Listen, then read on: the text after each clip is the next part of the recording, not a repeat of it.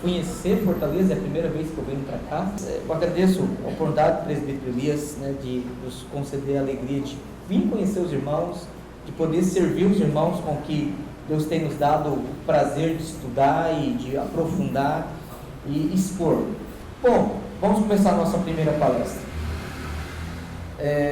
Gênesis capítulo 2, desconhecidos irmãos, não tem como falar de família se a gente não voltar para o padrão, e o padrão perfeito, o padrão básico, o modelo que Deus estabeleceu antes da queda, que deveria ser perpétuo. Antes que alguém, talvez lá no final da primeira página, pastor, se Deus criou apenas um homem e uma mulher, e as situações de poligamia, inclusive heróis da fé como Abraão, né, Jacó, Davi, né, e etc., tiveram várias mulheres, e não somente mulheres. Talvez o mais esganado foi Salomão, né, 300 mulheres, 700 concubinas. Isso que é gostar de sogra, né? Então, assim, camarada, mas a resposta é muito simples, irmãos, a esse ponto. Eu tenho que lembrar que a Bíblia, o fato da Bíblia descrever, ela não está prescrevendo, tá? Então, o fato da Bíblia narrar, contar a história, ela não está normatizando. A Bíblia não trata os heróis da fé como seres mitológicos. Eles eram homens sujeitos aos mesmos sentimentos que nós, muitas vezes influenciados pela cultura do mundo, pelo povo de sua época. Muitas vezes eles pecaram o pecado dos povos ao seu redor. Gênesis capítulo 2, do verso 18 ao verso 25. Então, só explicando a questão da poligamia, né? O fato da Bíblia narrar esses compromissos e esses atos dos heróis da fé, e mesmo lá assim, mas naquele momento, o que aconteceu? Não disse que Abraão estava pecando. Bom, a palavra não foi descrita, mas por vezes Deus faz uma outra coisa para mostrar que aquilo que ele fez era pecado. Ele mostra pela consequência do pecado, né? Ele mostra pela consequência do pecado. Alguém pode dizer, mas Davi como rei, ele podia ter várias esposas, inclusive Samuel disse isso, né? Ele disse não, ele não permitiu. Ele disse, olha, se vocês querem reis, e qual era o pedido do povo? Queremos ter reis como os nossos povos, como os povos da terra. Aí foi o que Samuel falou: os reis, eles têm várias mulheres. Então, se vocês querem ter reis assim, vocês estão pedindo um modelo ruim. Deus é o rei de vocês. Embora Deus já havia prometido lá para Abraão, acho que é capítulo 19 de Gênesis, que Deus instituiria reis, né? Então, eles teriam que esperar o tempo certo. Então, nós não podemos tomar o modelo do mundo, e mesmo que os heróis da fé praticassem e reproduzissem aquele comportamento foi mostrado pecaminoso pelas consequências. Como é que você sabe disso? É só olhar a família de Davi. Os diferentes filhos das diferentes mulheres trouxeram caos. Inclusive Absalão chegou ao ponto de tomar as concubinas de seu pai, montar uma tenda a céu aberto e ter relação pública diante dos olhos de todos os cidadãos de Jerusalém. Então a gente vê como, sem contar o estupro, a violência sexual de Amnon e Tamar, depois o assassinato de Absalão em matar Amnon, e a tentativa de golpe, o adultério público, né, cometido de certa forma. Então assim, a Bíblia mostra as consequências. Então, mesmo que a Bíblia no primeiro momento diz assim, olha, e fez o que era mal, às vezes Deus fala isso, né? E fez o que era mal, mas às vezes Deus não fala. E como é que a gente sabe que aquilo era pecado e reprovado por Deus? Pela consequência. O pecado sempre traz consequência, isso é inevitável. Mas vamos ver um período em que não havia consequência porque não havia pecado, né? Então vamos pegar o padrão perfeito, padrão estabelecido por Deus antes da queda. Gênesis capítulo 2, no verso 18 ao verso 25, diz assim a palavra do Senhor. Disse mais o Senhor Deus: não é bom que o homem esteja só. Far-lhe-ei uma auxiliadora que lhe seja idônea. Havendo, pois, o Senhor Deus formado da terra todos os animais do campo e todas as aves dos céus, trouxe-os ao homem para ver como este lhe chamaria. E o nome que o homem desse a todos os seres viventes, esse seria o nome deles. Deu nome o homem a todos os animais domésticos, às aves dos céus e a todos os animais selváticos. Para o homem, todavia, não se achava uma auxiliadora que lhe fosse idônea. Então o Senhor Deus fez cair pesado sono sobre o homem, e este adormeceu. Tomou uma das suas costelas e fechou o lugar com carne. E a costela que o Senhor Deus tomara ao homem, transformou-a numa mulher e a trouxe. E disse o homem: esta afinal é osso dos meus ossos e carne da minha carne, chamar-se-á varoa, porquanto do varão foi tomada. Por isso deixa o homem pai e mãe, e se une à sua mulher, tornando-se os dois uma só carne. Ora, um e o outro, o homem e a mulher, estavam nus e não se envergonhavam. Bom, irmãos, aqui nós temos a descrição do modo como Deus ele estabelece a união da criação do homem, do primeiro homem e da primeira mulher. Então, nós vemos que o padrão estabelecido por Deus é um homem e uma mulher. O que é casamento? O que é casamento? Né? Bom, nós devemos lembrar que o casamento é um vínculo pactual. Esse é o primeiro ponto. Tanto é que aqui no verso 18 ocorre dizer assim: disse mais o Senhor Deus. É curioso a gente observar aqui esse nome sendo usado para Deus, porque no capítulo 1 você vai observar que o nome que Deus usa para se revelar é apenas Deus, Elohim. No capítulo 2, quando ele começa descritivamente realizar a criação de todos os detalhes, e aí você tem uma segunda narrativa da criação, agora focada não no todo, mas focada nos habitantes do habitat. E aí, visando chegar na descrição do homem, que seria a coroa da criação. Essa narrativa sempre vai ser usada o nome Senhor Deus. Por uma questão muito simples. Os nomes que Deus usa para se revelar, geralmente tem a mensagem anexa. Senhor, como a nossa tradução, acho que a tradução que talvez usa aqui é atualizada, né? A sociedade bíblica brasileira, ela tem usado tanto para atualizada quanto para corrigida, a tradição de colocar Iavé, ou Jeová, ou Yahvá, né? Como se quiser pronunciar, não existe uma pronúncia exata. Esse nome de Deus como sendo Senhor com todas as, em caixa alta, com todas as letras maiúsculas, né? Então você tem, quando às vezes acontece Senhor usado para Deus apenas com letra minúscula, geralmente é o nome Adonai. Então se convencionou. Por exemplo, se você pegar lá no Salmo 110, diz o Senhor, letras maiúsculas, caixa alta, diz o Senhor ao meu Senhor: assenta-te à minha direita. Salmo 110, verso 1. Ali você tem literalmente dito assim: disse Yahvé a meu Adonai. Tá? Então, ali você tem o pai falando ao filho. Então Jeová é só o pai? Não. Jeová é o filho também. Jeová é o Espírito Santo também, porque Jeová é a Trindade. Só que naquele momento, por uma questão de jogo, de distinção das pessoas, o autor, inspirado pelo Espírito do Senhor, resolveu fazer aquela distribuição. Mas o ponto aqui que nós devemos lembrar é: esse nome Jeová, o Senhor, é o Deus que, quando se revela usando esse nome, ele está evocando o vínculo pactual. Tá? Você deve lembrar disso aqui. Então, toda vez que você ler na Bíblia Deus se revelando e disse o Senhor, e você sabe que ali é Yahvé, né? Aquele nome é o nome que Deus evoca a relação e o vínculo pactual. Então, o primeiro ponto que eu preciso lembrar, que os nós estabelecemos para então desenvolvermos o assunto do casamento, é que o casamento ele é um vínculo pactual.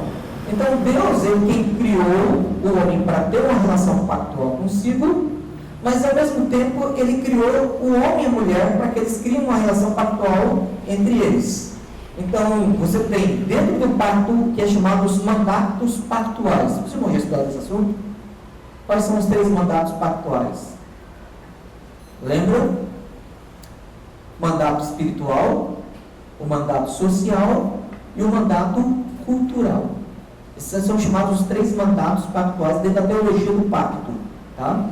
Então, só resumindo, para a gente poder desenvolver o assunto, que o assunto não é esse. O que é o mandato espiritual? O mandato espiritual é o mandato de adorar a Deus, de ter comunhão com Deus, de amá-lo acima de todas as coisas, de fazer tudo para a glória dele, de obedecer a sua lei, né, de forma perfeita. Isso era possível antes da queda, né? Pós-queda, isso é impossível a todo homem, e somente Cristo pôde obedecer perfeitamente toda a lei. Então, de adorá-lo, de servi-lo, de tê-lo como um sumo bem e um princípio ético norteador de todas as nossas decisões e o qualificador de todos os nossos relacionamentos. Isso é o mandato espiritual. Tá? Bom, o que é o mandato cultural? O mandato cultural é o desenvolvimento do conhecimento. E onde nós vemos a ordem do mandato cultural? Quando Deus diz que eles deveriam, verso 2, verso 15, tomou o Senhor Deus ao homem e colocou no jardim do Éden para o cultivar e o guardar. A ideia de cultivar é a ideia de desenvolver cultura. E nós já vemos isso, inclusive, mesmo uma situação decaída, a partir do capítulo 4, do verso 17 em diante, quando um descendente de Caim começa a desenvolver o quê? O domínio sobre gado doméstico, o domínio sobre os metais, fundição, o domínio sobre a música e o desenvolvimento cultural. Então, observem, o mandato espiritual pós-queda é o único mandato que continua sendo cumprido pelos eleitos de Deus debaixo da graça. O mandato cultural e o mandato social, ele é necessariamente vivido, mesmo com distorções, por todos os homens. Tá? O mandato espiritual, todos os homens nascendo mortos em seus delitos e pecados, estão incapazes de cumpri-lo, embora todo homem é incuravelmente religioso.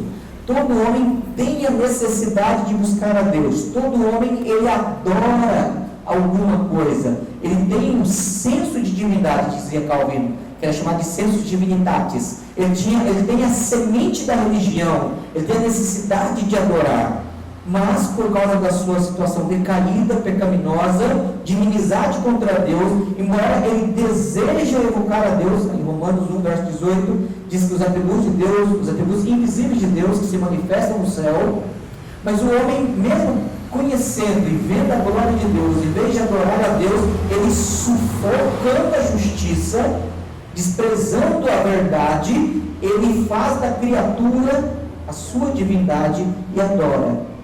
E aí a perversão, a inimizade e assim por diante. Então, todos os homens, eles vivem um mandato espiritual, só que vivem de forma distorcida, caída, não vivem com obediência ao padrão de Deus. O mandato cultural, então, é um mandato que envolve o desenvolvimento da cultura. Por que nós cristãos devemos estudar ao máximo, aprender? Estava falando sobre isso quando nós vimos. Estudar, fazer o melhor, aprender, aperfeiçoar, né, o trabalho, o conhecimento, a técnica, produzir mais. Então, produtividade, por isso que a Bíblia diz que a preguiça é pecado. A preguiça é pecado não é porque simplesmente você odeia o trabalho. Trabalho não é castigo. Tá? Trabalho não é castigo. Então, quando você vê alguém brincando, quero saber quem foi que criou o trabalho. Esse rapaz bate na boca, não blasfema contra Deus, porque foi Deus. Tá? E Deus, ele fez o trabalho para poder te tornar, para dignificar o ser humano, para fazer com que ele reflita a imagem de Deus através do trabalho. Então, a cultura, o desenvolvimento cultural, o mandato cultural envolve isso, envolve produzir o sustento, envolve produzir melhoria, envolve produzir conhecimento e aperfeiçoar. Não é apenas produzir, mas a produção seguido pelo aperfeiçoamento, pelo desenvolvimento da cultura, do conhecimento e assim por diante. Tá? Esse é o mandato cultural. Ok? E o mandato social? Aí envolve as relações, política, economia, sociedade, mas tudo começa com família. Tá? Família. E aí nós temos o indivíduo na multiplicação dos povos, então nós temos o indivíduo e nós temos a família e nós temos a sociedade, e a sociedade agora nós temos o que é chamado de impacto social, e aí o Estado. Independentemente do modelo de governo, se é monárquico, se é repúblico, se é... Não vou entrar nessa questão aqui. A grande questão é que, independentemente do modelo de governo, nós vivemos o mandato social. Tá? E nós devemos, como bons cidadãos, cumprir, honrar ao rei, diz lá Paulo em Timóteo, orar pelas autoridades para que tenhamos paz, né? E, inclusive, sermos bons cidadãos, dando testemunho, pagando nossos impostos, vivendo para a glória de Deus, contribuindo para a sociedade, para que haja ordem. E nesse sentido, lembrando que Jesus fala em Mateus capítulo 5, verso 13, sendo sal e luz do mundo. Então, esses são os 3 mandatos: espiritual, cultural e social.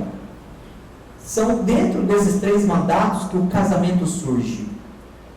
Então, como que o casamento ele precisa ser trabalhado? Ele precisa trabalhar no casamento no Senhor. E aí, por exemplo, mas os não crentes casam. É óbvio que casam, né? Porque eles estão vivendo um mandato cultural. Mesmo eles não tendo pacto com Deus, mesmo eles não adorando a Deus, mesmo eles não servindo a Deus, mesmo eles não querendo ter nada para a glória de Deus, nós precisamos lembrar, eles têm ainda a necessidade de viver dentro dos limites do pacto, mesmo eles sendo quebradores do pacto com Deus. Eles não têm como negar, porque negar todos os limites, toda a configuração do pacto, negar todas as relações do pacto, é causar um caos que nem o ímpio suporta. E eu vou trabalhar isso agora, mostrando como que o casamento, sendo atacado, ele está criando uma estrutura que é insuportável até mesmo para os ímpios.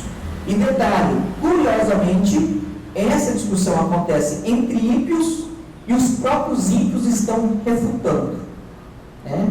Se a gente brincar, a gente senta, fica assistindo de camarote, só ímpio brigando entre si, porque alguns, pela providência de Deus, têm o freio e as amarras da providência de Deus impedindo que eles sejam tão perversos quanto são capazes de serem, enquanto que outros Deus tem entregue aos desejos do seu coração, tem entregue a perversão de suas mentalidades, eles têm então blasfemado e agido contra si.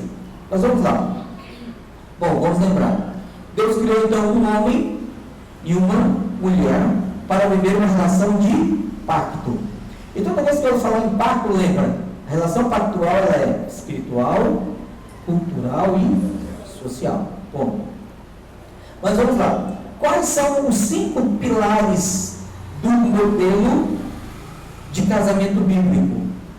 Vou usar uma linguagem secular, modelo judaico-cristão, né, do casamento bíblico, ou como teoricamente na faculdade o pessoal prefere chamar de modelo tradicional da família, né, que são termos que eles usam para poder tentar tirar todo o contexto religioso ou espiritual do casamento.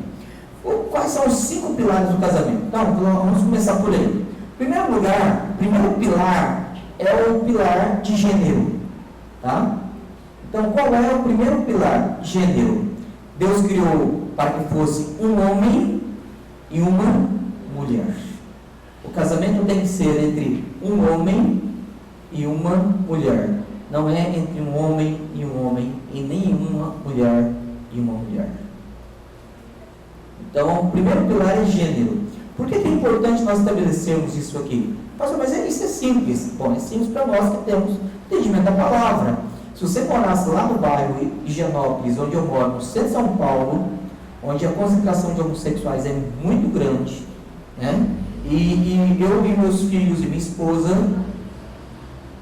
toda vez que nós saímos à rua, nós estamos constantemente vendo rapazes, moças, homens, mulheres, andando como duplas, que não são casais, né? No passo com a dupla sertaneja muito ruim ainda, né? Então, assim, são duplas, não são casais. Eles, então, trocando afetividade, trocando carícias, e assim, a gente conversa com os filhos, porque eles estão sendo expostos àquele tipo de situação, para ao mesmo tempo eles não agredirem, né, e evitar alguma complicação a partir daí, mas entendendo que o respeito social não é concordância, tá? Inclusive, deixa eu só fazer uma observação. Uma das coisas que a esquerda tem feito no Brasil é chamado de batalha de retórica ou linguística, tá? Ou do discurso. O que seria isso? A redefinição de algumas palavras para serem usadas e manipuladas em debates. Então, por exemplo, todos nós cristãos somos chamados de homofóbicos, porque não concordamos com a prática da homossexualidade. A pergunta é, nós somos homofóbicos? A resposta é não. Por uma questão muito simples. Por definição, a palavra homofobia significa ódio, ódio manifesto em palavra, em ideias ou violência física. Tá? Então, isso é homofobia. Ok?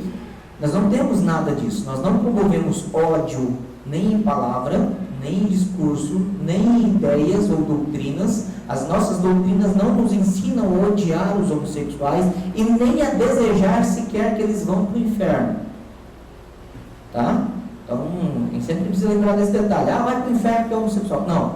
Ele vai para o inferno se ele for um não eleito, entregue aos seus pecados debaixo da ira de Deus, como um heterossexual também vai para o inferno, entregue aos seus pecados, não sendo eleito debaixo da ira de Deus. Ponto. Tem que lembrar. Agora, alguns pecados são mais graves que outros. Tá? Se você puder depois ler um artigo no site Teologia Brasileira da Edições Vida Nova, o nome do artigo é algo mais ou menos assim: existem pecados mais graves que outros? Tá? Existe pecadinho, pecadão, né? E aí o autor ele vai trabalhar muito interessante, analisando biblicamente como o pecado da homossexualidade ele é visto como sendo o desprendimento e a convergência de vários outros pecados. Tá? Então, a homossexualidade é o ápice da convergência de vários outros pecados e a complicação que isso causa. Então, o sofrimento, os danos e a consequência da homossexualidade é maior do que, por exemplo, o pecado da cobiça, do que o pecado da mentira, dependendo, obviamente, da extensão da relação e da influência da mentira. Tá? Então, a gente tem que tomar cuidado.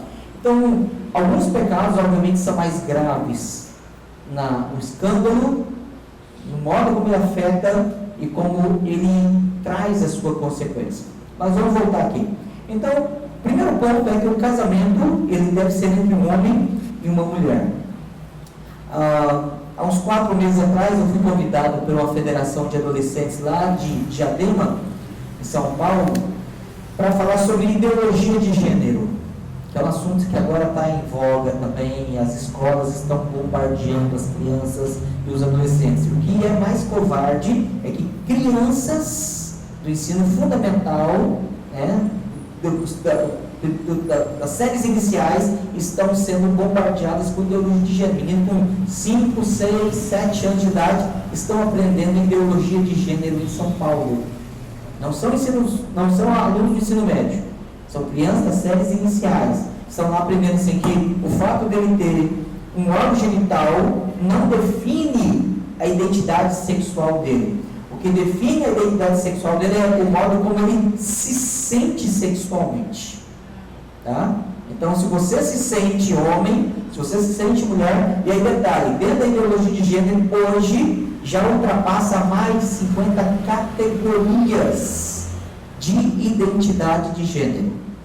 Tá? Então, a discussão é muito séria. Mas nós devemos lembrar que somente existe homem e mulher. Eu vi uma piada essa semana no Twitter, muito interessante. É uma loja norte-americana, progressista, vendendo camiseta. E na camiseta estava dizendo assim, não há limites para gênero. Na estampa da camisa. Não há limite para gênero sexual, gênero, alguma coisa assim, estava escrito. E aí, no lote de venda, modelo masculino e feminino. Aí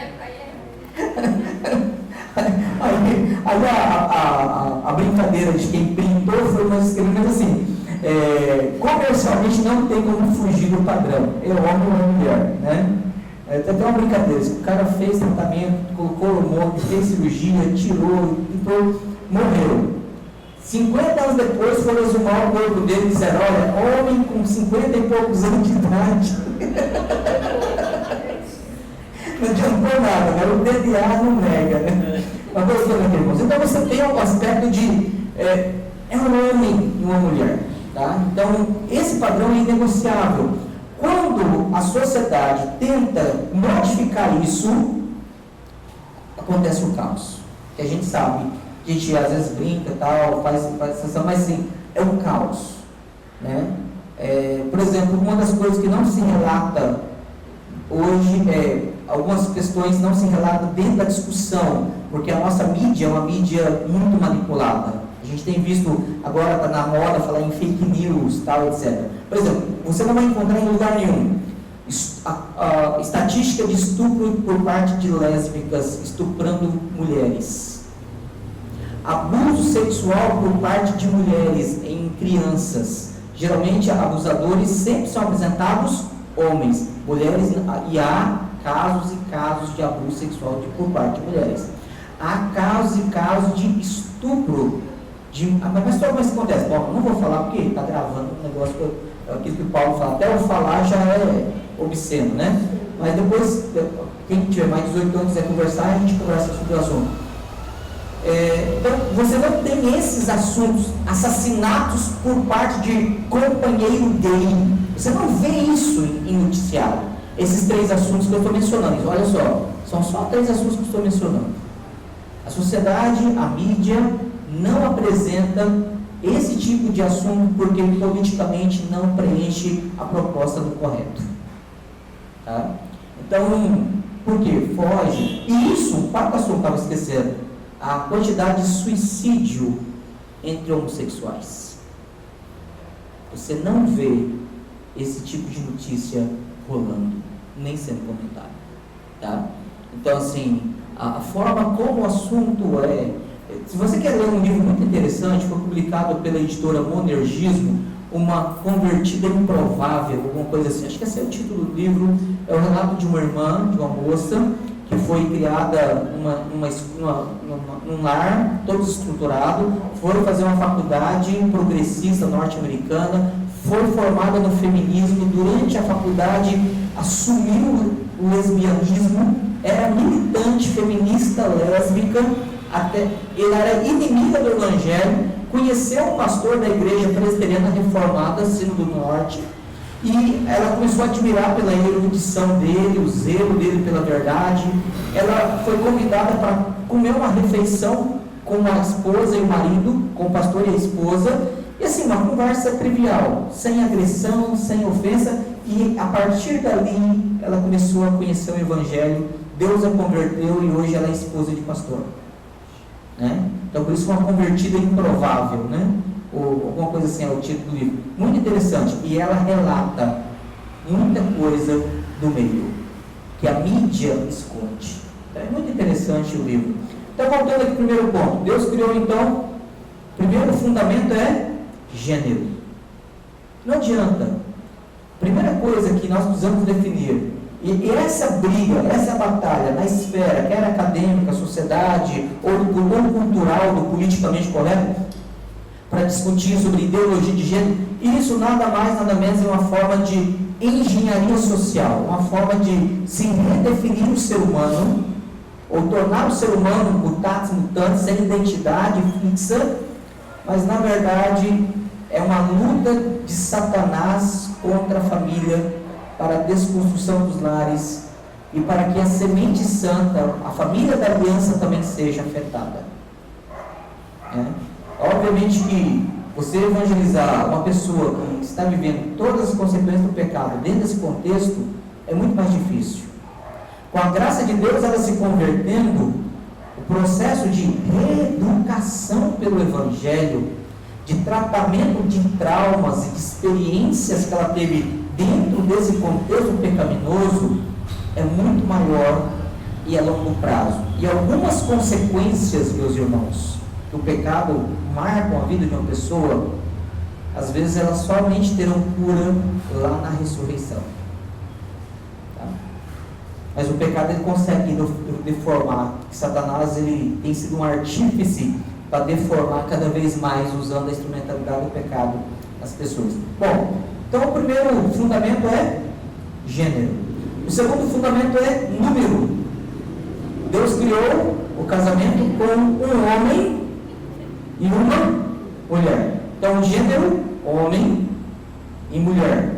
Mas Deus criou também para que seja em número de um homem e uma mulher. E aí, voltando ao assunto lá, mas é poligamia. Bom, já respondi. O fato da Bíblia descrever não é prescrever. O fato da Bíblia narrar, ela não está normatizando. Ela apenas está dizendo, olha, eles fizeram assim. Mas ainda assim Deus abençoou, porque o descendente de Davi foi Salomão, que foi o resultado dele casar com Betseba. Um casamento que foi inclusive causado. Tá, mas observe bem, a misericórdia de Deus, a causa de não sermos destruídos, agindo de forma misericordiosamente a transformar a família e mantendo a linhagem de Davi. Então não é por causa do pecado, mas apesar dele, e Deus na sua rica misericórdia agindo. Então nós devemos sempre tratar com discernimento essas coisas, mas sempre é um. Então você não pode ter o que nós temos agora também surgindo no Brasil. Isso já não é assunto novo, já acontece em alguns países, né, conhecidos como países mais culturalmente desenvolvidos, é a chamada poliafetividade. No Brasil, inclusive, já existe mais de um caso registrado em cartório, aprovado em juiz, em que 3 ou 4 pessoas se uniram em casamento no Brasil. Tá? O primeiro caso foi lá no Paraná. Ok? Então você tem situações que é chamado de casamentos ou uniões poliafetivas. Fala para todos, múltiplo, né? Vários. E a afetividade é a ideia de sentimento ou união ou convicção emocional. Então você tem esses problemas começando a surgir, tá? E aí você vai ter consequentemente o resultado do pecado também. Então pessoas que falam assim, olha, eu tenho. E detalhe, não é aquele caso que a gente usa dizer assim, não, fulano o cara tem uma família aqui nesse bairro, descobriu que eu tinha outra família lá no outro bairro, em outras. Não. São 3 pessoas. Pelo menos 3, vivendo debaixo do mesmo teto, tendo relações juntas, convivência, e aí vão vir agora os filhos dessa união poliafetiva, que já inclusive está sendo reconhecida pelo Estado. E as consequências virão disso também. Né? Não pense que a coisa vai ser. Por exemplo, se você quer ouvir alguma coisa mais interessante sobre esse assunto, por exemplo, os Mormons nos Estados Unidos, eu falei, a Igreja do Senhor Jesus Cristo Santo dos últimos dias, né? Os Mormons, o grupo Mormons, eles têm um grupo nos Estados Unidos, a ala mais tradicional, tá? Lá nos Estados Unidos tem divisão já. Tem uma ala que não é a favor da poligamia. E detalhe, sabe quem é que liderou o movimento monogâmico entre os Mormons nos Estados Unidos? Ex-esposas de Mormons. Interessante. Elas não saíram da igreja Mormon. O estado Utah é o estado de maior concentração de Mormons, que foi colonizado por eles. Então lá é muito forte. Salt Lake é a capital do estado do Utah, e lá fica a Catedral de Cristal, que é a catedral, a primeira igreja mormon do mundo, né? E lá então você tem. Então a ala tradicional, eles são polígamos. Tá? O Joseph Smith, ele tinha mais de 30 esposas. Inclusive chegou a casar com crianças. Tá? Então além de polígamo, ele também era pedófilo. Tá? O de religião, falando dos islâmicos, né? Maomé também. Maomé casou com uma das últimas esposas dele, tinha 9 anos de idade. Tá? Então, um negócio bem bagunçado. Todo polígamo vai tender a cair em pedofilia. Tá? Mas vamos voltar aqui no assunto. Então, você tem esses relatos de pessoas que têm a experiência de poligamia, o trauma da poligamia, e podem dizer com com propriedade o que é a poligamia. A poligamia é a satisfação só do homem, no caso, dentro do modelo mormon. É claro que, por exemplo, você tem a poliafetividade hoje, já no Brasil, agora recentemente, eu acho que foi no interior de São Paulo, casaram-se 3 mulheres. Então é poliafetividade, é um casamento poliafetivo lésbico. Tá? Lá no Paraná, que foi o primeiro caso, foi um homem com 2 mulheres. Então você começa agora tendo outras variações dentro de uma mesma categoria. Mas a Bíblia nos lembra que o casamento ele é, em gênero, um homem e uma mulher. Em número, é um homem e uma mulher. Ok, mas a Bíblia também fala que o casamento é em espécie. Quando o texto diz aqui que Deus apresentou os animais e não se achou uma companheira que lhe fosse idônea, deixando bem claro que nenhum animal da criação, fêmea, serviria para ser esposa, para ser companheira, para ser idônea, para ser, a palavra idônea que é a ideia de compatível com Adão. Esse é o ponto. Então, bem claro. Tanto é que lá em Levítico 18 e outros textos, quando a Bíblia trata de bestialidade, ou seja, relação sexual com animais, a Bíblia sempre trata isso com severa reprovação. A Bíblia não tolera isso. Inclusive, era motivo de pena de morte na antiga aliança, a relação sexual com animais. Mas a Escritura aqui nos mostra que o casamento também é espécie. Deus fez que o casamento fosse entre um homem e uma mulher, e não entre um homem e um animal qualquer, ou entre a mulher e um animal. Tá? Você vai, pastor, mas isso acontece? Acontece. Eu não estou falando apenas de experiências sexuais que pessoas têm, tá? de bestialidade. Nós estamos falando de casamento. Eu tenho no meu computador, eu tenho um curso de cosmovisão, depois eu podia ter trazido, eu podia passar por mão, mas vai contar a oportunidade. Dá mais ou menos uns 15 gigas. É um curso de cosmovisão que eu desenvolvia na primeira igreja e que eu aplicava na escola dominical, num curso na escola dominical que durava 2 anos. Tá? E uma das séries de aulas que eu trato é sobre sexualidade e casamento. Então, toda parte da minha palestra aqui está sendo uma repescagem desse assunto. Tá? Então, por exemplo, você tem nos Estados Unidos um senhor, hoje ele já deve ter uns quase 60 anos de idade, isso já tem uns 10 anos atrás, em que ele estava lutando na justiça no estado do Texas para poder conseguir autorização para casar com uma pônei. Tá? Uma pônei da fazenda dele, e com quem ele já vivia, entre aspas, maritalmente. Tá? Então você tem esses absurdos. Eu não vou citar outros casos para não aguçar a curiosidade, nós temos jovens que são solteiros aqui, mas o fato é que você tem situações não somente de pessoas que buscam ter experiência, e aí por mera perversão ou por curiosidade, mas agora você tem pessoas que estão querendo formalizar união marital ou casamento com animais. Tá? Então você tem essa situação. Então lembrando, o casamento ele é em gênero, em número, em espécie. Só que o casamento também ele é em maturidade. Deus criou, observe bem, Deus criou Adão adulto e maduro. E Deus criou Eva adulta e madura. Adão, apesar de ter sido criado primeiro, e Eva da sua costela, após ele inclusive começar a trabalhar. Então olha só a ordem aqui. O homem, os rapazes, solteiros aí de plantão, né, que estão pensando em casar, a primeira coisa que Deus fez foi botar Adão para trabalhar, para ele aprender a prover o seu sustento.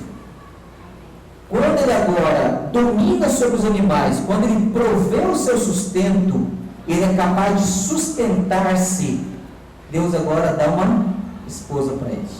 O pai dá uma esposa para o seu filho. E aí você tem algo interessante, porque Eva não é criada menina, criança. Adão não recebe uma criança como esposa, ele recebe uma mulher. E isso é algo muito significativo, que Deus aponta então para que haja maturidade. Então, não estou dizendo aqui que, mas pastor, então qual é a idade mínima para casar? Né? Bom, isso varia de cultura para cultura, e os pais devem ter a auxiliar, devem ter a assistência e a orientação. Tá? Então, se há maturidade, se há competência, se há capacidade, ok. Obviamente também o aspecto reprodutivo deve ser observado. Existem culturas indígenas, eu vim da região norte, morei em Rondônia de 86 a 2017, com exceção de 2 períodos que eu fiquei fora, 91 a 93 e depois 95 a 99, mas de 86 a 2017, com exceção desses 2 períodos, eu morei em Rondônia. E no ano passado eu lecionei num seminário indígena lá em Porto Velho, chamado SEMEIA, Seminário Missionário Indígena, SEMEIA, acho que é alguma coisa assim no nome do seminário. E nesse período que eu lecionei lá, tinham 3 etnias indígenas, 3 grupos étnicos diferentes. E os grupos étnicos, eles são distinguidos pela língua, né? pela fonética. Bom, uma etnia, e aí o curso que eu tive que lecionar foi sobre educação cristã e família cristã. Aí eu falei, rapaz, e eu sabia que tinha de tudo ali, né? E possivelmente eu ia encontrar algum polígamo ali, inclusive, né? Graças a Deus não tinha, nesse módulo não tinha. Mas e aí, para a gente poder começar a nossa aula, eu precisava saber com quem eu estava lidando e o aspecto cultural, né? Porque você estabelece os princípios da palavra a partir do contato cultural deles. E aí eu descobri, a pergunta primeira que eu trabalhei com eles foi: como é que ocorre o conceito de casamento na sua cultura? E aí, dentre um deles lá, existiam 3 da mesma etnia, dentre um deles, ele falou assim: pastor, acontece da seguinte forma, o rapaz falando, um jovem senhor falando, a mulher fica grávida, casada, ela fica grávida, né? Porque a moça, a jovem que fica grávida, solteira, ela é morta, então, na tribo. Então, não tem mais solteira lá na tribo, né? Então, lá na tribo engravidou, não tem pai, não é casada, quer dizer, pai tem, né? Não é casada, a gente mata. Então, assim, isso na tribo dele, tá, gente? Na tribo dele, na etnia dele. Mas ele estava assim, então a mulher fica grávida, casada, obviamente, casada. O menino, com 7 a 9 anos, ele já é orientado pelos pais a escolher a esposa. Então a mulher começa a crescer a barriga, se percebe que ela está grávida, o menino é orientado pelos pais a ir lá e combinar com o marido e a mulher grávida que ele vai ser o marido daquele neném. Aí alguém pergunta assim: pastor, e se for menino? Né? Bom, quando não tem tração, tá, gente? Então assim, quando nascer é menino, aquele garoto que esperou quase 9 meses, ou 6, 7 meses, 5 meses, né, porque depende do desenvolvimento da barriga, para saber que ela estava grávida, nasceu o menino, ele está desobrigado de casar com, é óbvio, né? Eles não promovam a homossexualidade entre eles. Então assim, nasceu, é menino, bom, ele não tem obrigação, ele não é marido. O casamento se dá durante a gravidez. Então, o menino de 7 a 9 anos, ele já dentro da cultura deles, já é formatado. Ele descobre que a mulher está grávida, ele vai lá na casa, ele já é ensinado a ser homem. Ele já vai lá na casa, conversa com o pai, conversa com a mãe e fala assim: eu vou ser o marido dela. O que ele tem que fazer a partir daí? A partir dos 7, 9 anos, que ele decidiu casar, detalhe, ele já está casado. Ele decidiu casar, ele tem que plantar roça de mandioca, ele já tem que participar das caças de bicho no mato com os homens adultos, e ele tem que saber pescar, porque ele vai pescar, colher mandioca, colher fruta no mato, compartilhar da carne da caça. Ele não vai conseguir matar bicho, porque ele é um menino de 7, 9 anos, então ele só vai correr no mato junto com os adultos, mas ele tem que participar da caça, porque esse é o processo de subsistência deles. E ele, de tudo que ele conseguir, ele não leva para os pais, ele leva para a mulher grávida, porque ele está alimentando a esposa dele. Interessante.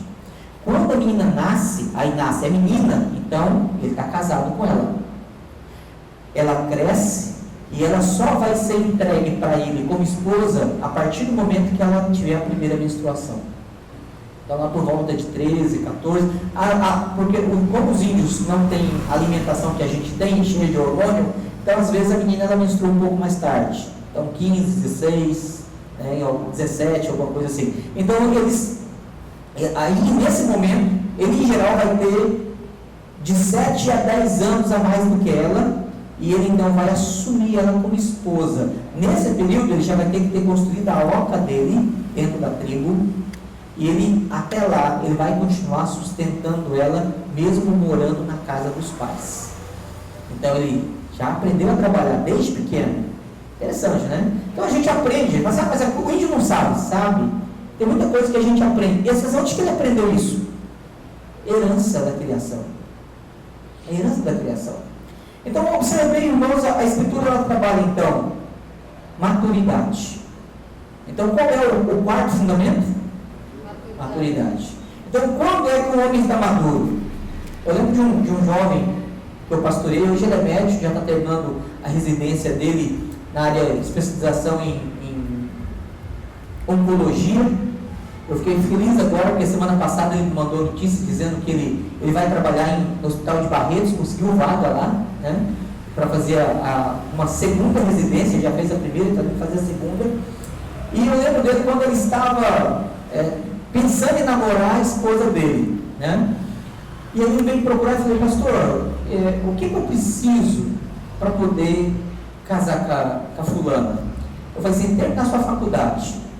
Não, pastor, mas eu não tenho que amar ela e tal, não sei o que. Não, mas termina sua faculdade. Mas, pastor, eu preciso conversar com o pai dela. Termina sua faculdade. Né? Entendeu? Termina o seu... Porque assim, a faculdade é integral. Se ele trabalhasse e estudasse, ele ia falar assim: então, estabiliza no emprego. Ou estabiliza no seu empreendimento. Vai que ele é empreendedor. Então assim, estabiliza. Tem o dinheiro que você fazer o seu lanche do mês. Sei como vocês falam, a compra do mês, né? Compra do mês, é o sustento do mês. Então, mantém. Quanto você tem, moço? 10. Meu menino tem a sua idade. João Marcos. Eu já vim conversando com ele desde os 3 anos de idade. Meu filho, um dia você vai casar, né? E então estou falando como é seu nome mesmo? Ian, mais fácil, Ian. O Ian e os demais solteiros de plantão, né?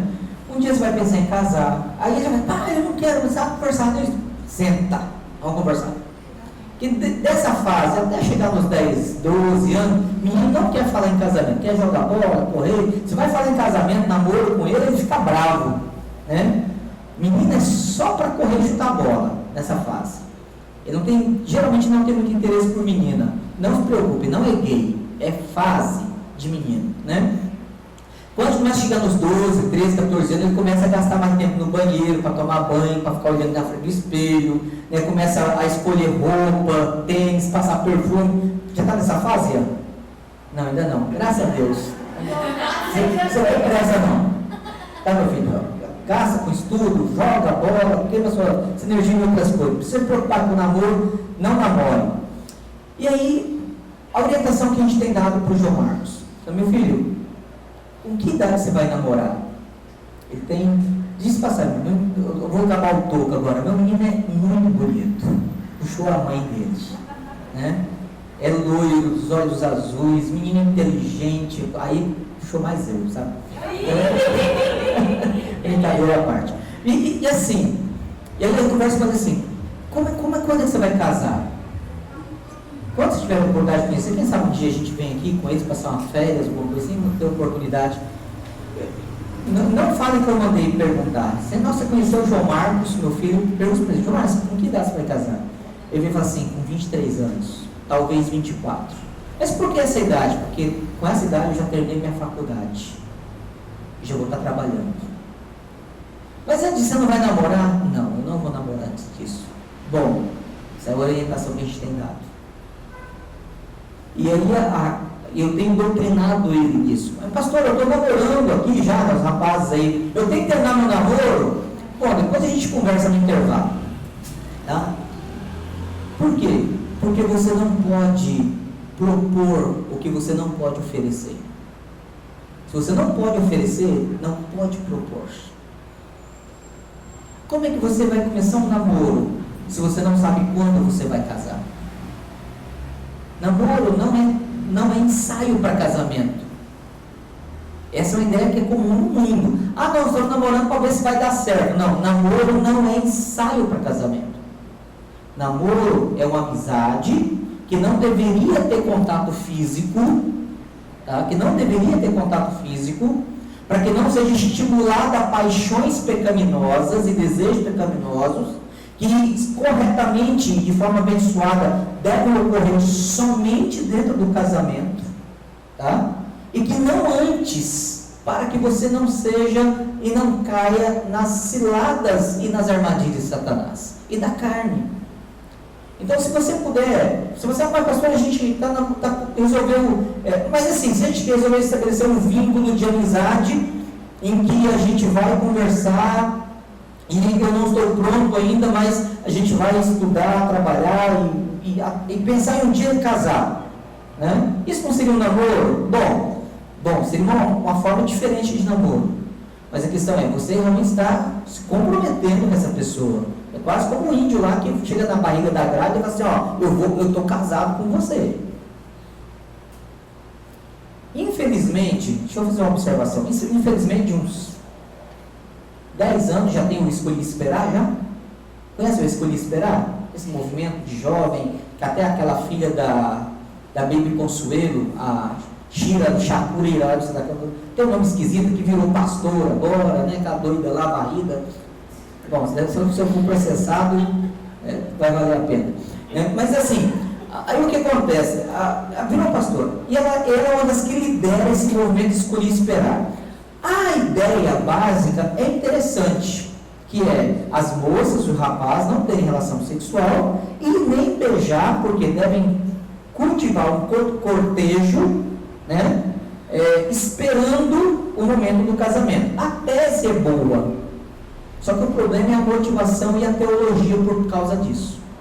Porque se você não fizer assim, você é amaldiçoado, se fizer assim, haverá maldição hereditária sobre os seus filhos, você vai dar direito de posse para o demônio, e aí, bagunça o coreto.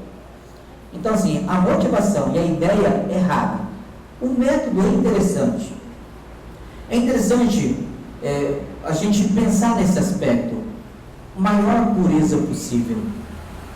No namoro não ter beijo de língua. Bom, nosso tem casamento, mas estou adiantando o que vai para amanhã. Assim, não ter beijo de língua. Pastor, mas tem um beijinho de selinho. Aquele que você dá na sua mãe, pode ser. Né? Aquele que você dá no seu pai, pode ser. Tá? Aquele que você dá na sua irmã, não dá. Na irmã não dá. Então, no seu namorado também não. Né? Então, vai por aí. Por quê? Porque quando a gente começa a experimentar algumas coisas, a coisa bagunça. E aí quando a gente olha aqui, Adão, obviamente você não tem aqui a ideia de esperar, decidir, escolher esperar. Bom, Adão e Eva não escolheu. Entregou essa sua esposa, esse é seu marido, e passaram a viver junto. Deus celebrou o casamento deles. Agora, nós precisamos lembrar que o casamento hoje é algo muito mais sério. Por causa da complexidade que desenvolveu a cultura, a sociedade e a multiplicação da maldade sobre a terra depois do dilúvio. Então nós não podemos ignorar essas coisas, meus irmãos. O casamento qual o primeiro? Gênero. Então nós devemos lembrar que é um homem e uma mulher. O casamento é número, ele é um homem e uma mulher. O casamento ele é espécie. Então o casamento é entre um homem e uma mulher, ser humano. E o quarto fundamento ou critério estabelecido no casamento bíblico é o quê? Maturidade. É entre um homem e uma mulher. Quando a mulher Quando uma moça está pronta para casar e ela se envolve emocionalmente com a expressão um moleque, a família sofre. Porque se esse rapaz ele não está amadurecido o suficiente para assumir a responsabilidade, para liderar essa moça, para pastorear esta moça, porque ele vai pastorear o lar dele, e depois quando vierem os filhos, para que ele possa liderar espiritualmente essa moça. E aí, deixa eu dar outro fardo para os rapazes de plantão, viu, Ian? Serve você também. Por que os rapazes devem saber bem teologia, mais do que as moças? Quem é que vai liderar o culto doméstico? É você, meu amor, não é sua esposa. Ela pode até gostar mais de teologia que você. Eu conheço na internet várias moças que são apaixonadas por teologia. Mas quem vai abrir a Bíblia, quem vai liderar o lar, quem vai chamar para o culto doméstico, quem vai trazer a exortação da palavra é o homem. É o homem. Quem vai ter a postura de ser o sacerdote da casa é o homem. De levar a sua família diante de Deus. E de ser o profeta da parte de Deus em trazer a palavra de Deus no seu lar. E ele vai ser o rei. Então os 3 ofícios de Cristo, eles se cumprem no homem da casa. Ele é o rei porque ele governa a sua casa. Ele é o sacerdote porque ele leva a sua família diante de Deus. E ele é o profeta porque ele traz a boca de Deus. Tá? Então esses 4 pilares, eles formam o casamento. Então nós não podemos esquecer que se você não vive isso aqui, você está falhando no seu casamento. É esse o modelo. O mundo tem mostrado moças que têm liderado as suas casas, o seu namoro, moças que vão liderar o seu casamento, homens que estão optando ficar em casa. E aí observe bem, isso pode acontecer circunstancialmente. Só essa observação. É possível que o homem ele fique desempregado na atual circunstância. Na atual não, desde que eu tenho 42 anos, desde que eu entendo por gente, porque a crise atual, não, acho que a percepção atual da crise é diferente, né?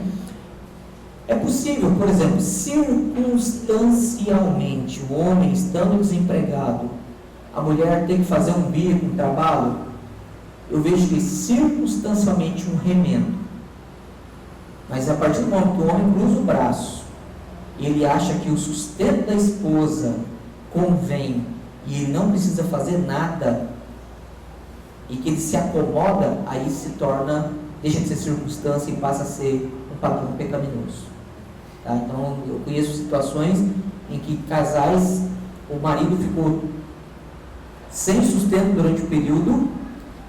Obviamente ele fez contatos, correu atrás, se esforçou, mas foi circunstancial, porque ele entendia, e aquilo era uma agonia para ele, ter que ver a esposa dele cumprindo o papel dele. Então os rapazes, se você quer namorar, se prepare para casar.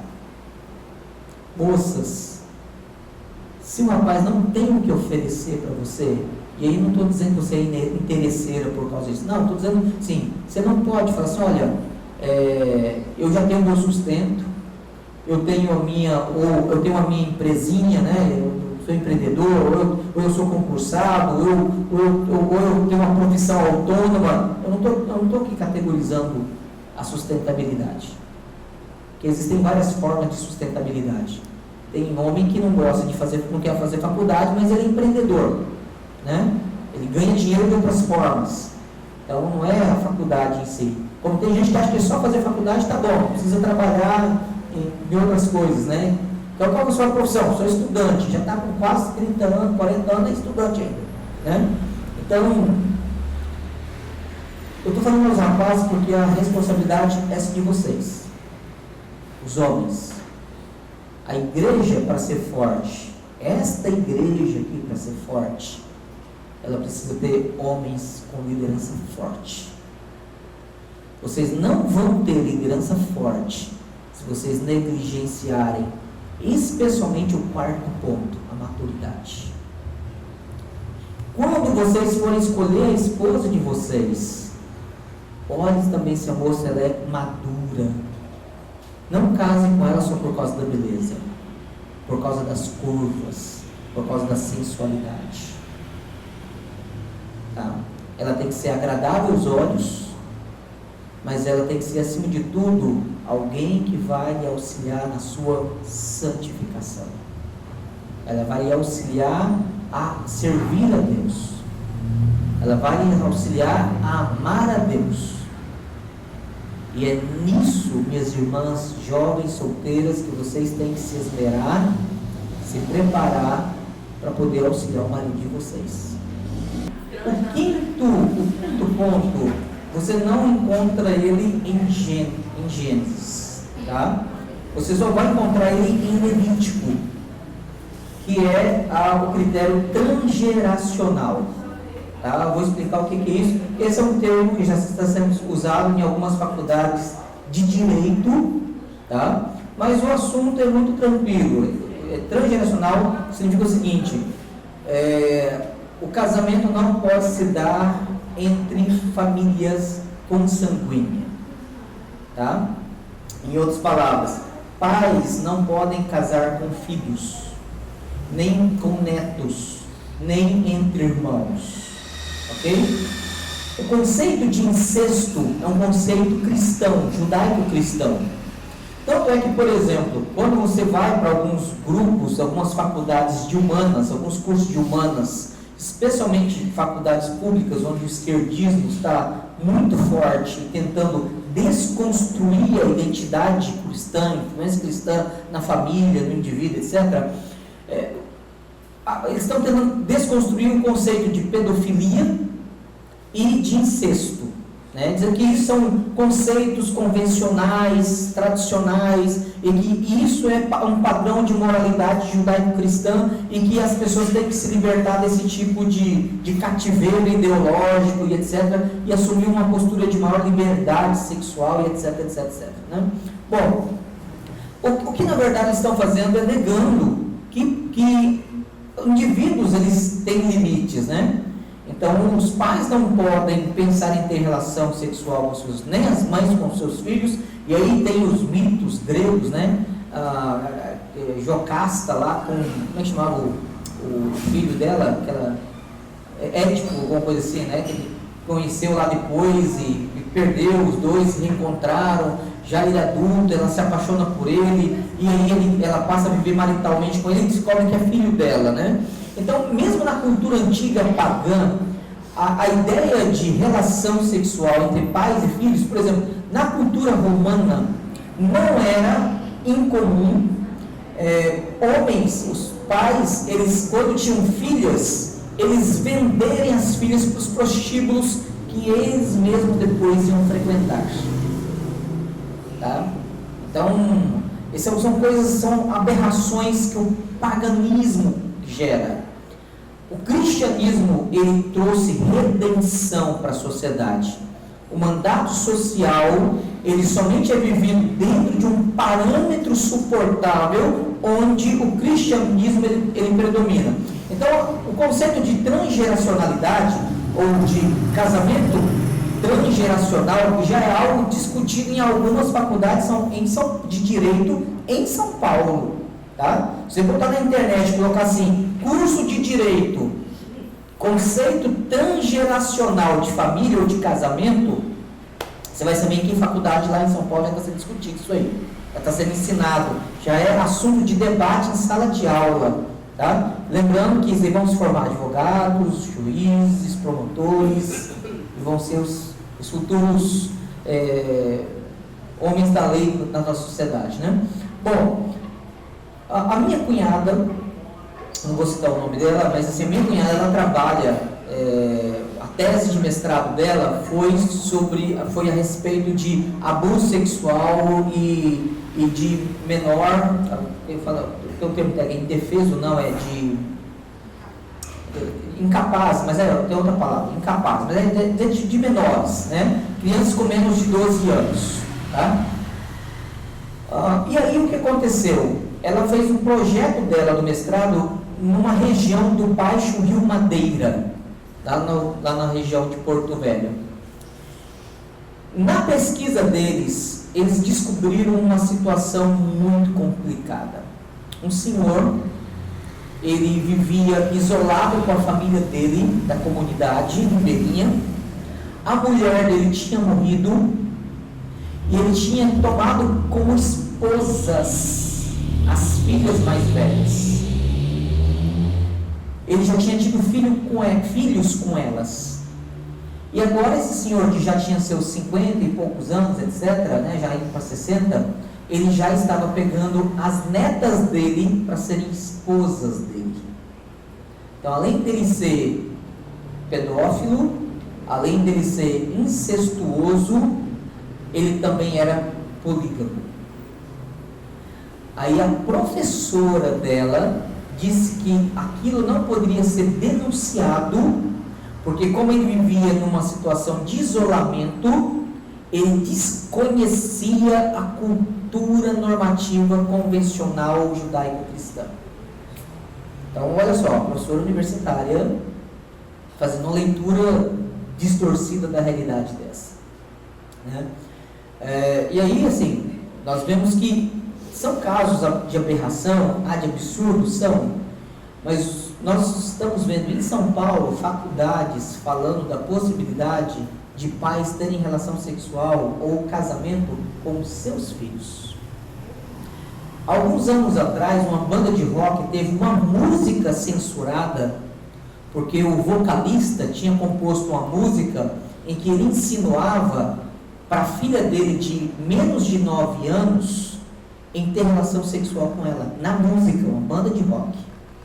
A letra era mais ou menos assim: eu te gerei, por que não? Eu te cuidei, por que não? Eu te alimentei, por que não? Eu te vesti, por que não? Eu te cuidei, por que não? Eu te carreguei, por que não? Então, assim, a música era uma defesa não só de incesto, mas de pedofilia. E a música foi para o YouTube, e o promotor entrou na justiça e conseguiu censurar a música dele. Isso um pouco mais de 6, 7 anos atrás, tem menos de 10 anos atrás. Não sei quantos aqui acompanharam, chegaram até a saber disso aí, porque foi muito rápido o negócio, mas essa é uma discussão que tem se gerado. Quando você vai para o livro de Levítico, inclusive casamento entre tios e sobrinhos, Deus já proíbe. Porque você vai ter consequência disso aí, porque é família. Então o conceito de família se torna mais estabelecido. E antes que alguém pergunte assim: pastor, e no caso lá dos filhos de Adão e Eva, com quem eles casaram? Eles casaram entre irmãos. Mas e o critério transgeracional? Deus naquele momento não havia estabelecido a proibição de casamento entre irmãos. Então era lícito? Sim, porque não havia proibição. Mas ainda assim o critério transgeracional já existia. Por quê? Porque não era permitido o casamento entre pais e filhos. Então era permitido na horizontalidade, mas não era permitido na verticalidade. Então pais não poderiam ter relações nem casar com filhos.